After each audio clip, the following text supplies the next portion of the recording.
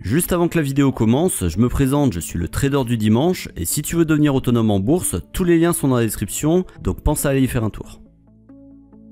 Depuis quelques mois, l'action AMC Entertainment, qui cote actuellement environ 13 $ sur le New York Stock Exchange, revient progressivement vers ses anciens sommets de début 2021 autour de 20 $. Une progression étonnante quand on sait que l'entreprise, valorisée près de 6 milliards de dollars en bourse, gère l'une des plus grandes chaînes de cinéma en Amérique du Nord, un secteur particulièrement touché par le coronavirus, mais pas seulement, car certains studios réfléchissent même de plus en plus à basculer rapidement leurs films vers les plateformes de vidéo à la demande. Et dans son rapport financier 2020, la société fait état d'un chiffre d'affaires en baisse de 77,3%, passant de 5,47 milliards à 1,24 milliard. Et sa perte atteint le chiffre monstrueux de 4,5 milliards de dollars. Alors est-ce que AMC Entertainment c'est une sorte de nouvelle revanche de la part des petits porteurs? Eh bien en effet, depuis janvier 2021 et l'impact du mouvement Wall Street Bet, un groupe créé sur la célèbre plateforme d'échange Reddit dont l'objectif est de faire plier les professionnels de la finance qui spéculent sur la faillite de certaines entreprises cotées, les yeux de millions d'investisseurs américains sont rivés sur certains titres massacrés en bourse.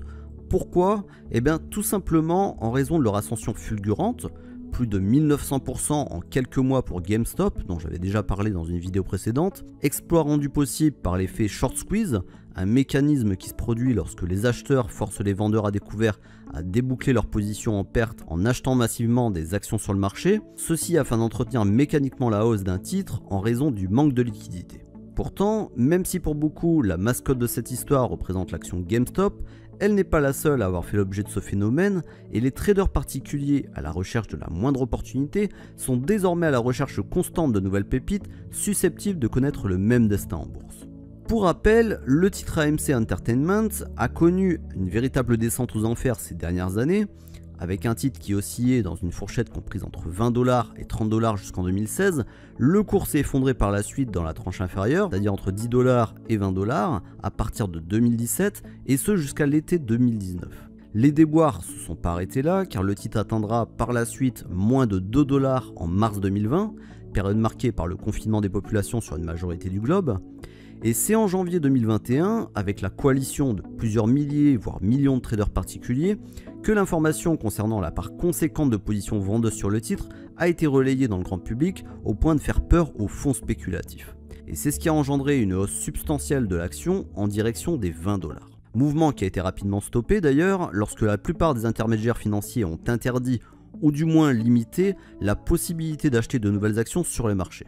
D'après les informations que j'ai pu récolter, les positions vendeuses sur l'action AMC Entertainment n'ont cessé d'augmenter depuis le début de l'année 2021.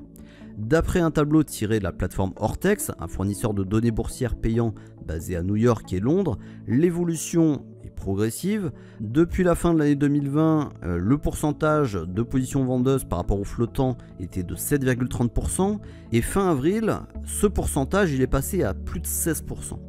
A noter que le flottant représente une part importante des titres en circulation, environ 82%, et par ailleurs, dans un tweet publié le 25 mai sur le compte officiel d'Ortex, ils indiquent que ce taux est de 14,55% du flottant actuellement. L'information concernant la vente à découvert sur le titre AMC Entertainment est également disponible sur le site Yahoo Finance. Une fois que vous sélectionnez l'action, il suffit de vous rendre dans l'onglet statistiques et de faire défiler la page. Et ici, on voit que le pourcentage d'actions en circulation de vente à découvert est de 19,44% au 29 avril 2021. Sur le site marketwatch.com, la fiche dédiée à l'entreprise indique que 21,10% du flottant fait l'objet de positions short en date du 14 mai 2021, donc des chiffres finalement qui viennent de plusieurs sources différentes, qui ne sont pas tout à fait identiques, mais qui montrent que l'action AMC est attaquée par les vendeurs à découvert. Alors que l'action évolue à nouveau à la hausse depuis le mois de février 2021, on constate que le titre fait toujours l'objet d'un vif intérêt des vendeurs à découvert. En effet, le pourcentage du flottant à la vente sur le titre est passé de 7,30% comme j'ai dit tout à l'heure fin décembre 2020 à plus de 16% fin avril, d'après les derniers chiffres connus. Donc est-ce qu'il faut interpréter ce mouvement comme une abdication des fonds spéculatifs? C'est difficile à dire. Mon impression à ce stade, c'est que chaque côté campe sur ses positions, et peut-être qu'il s'agit d'un barreau d'honneur de la part des vendeurs à découvert qui va solder par des pertes de plusieurs centaines de millions de dollars, ou alors c'est peut-être un entêtement des particuliers à vouloir spéculer à outrance sur un titre en souffrance et qui serait peut-être voué à l'échec.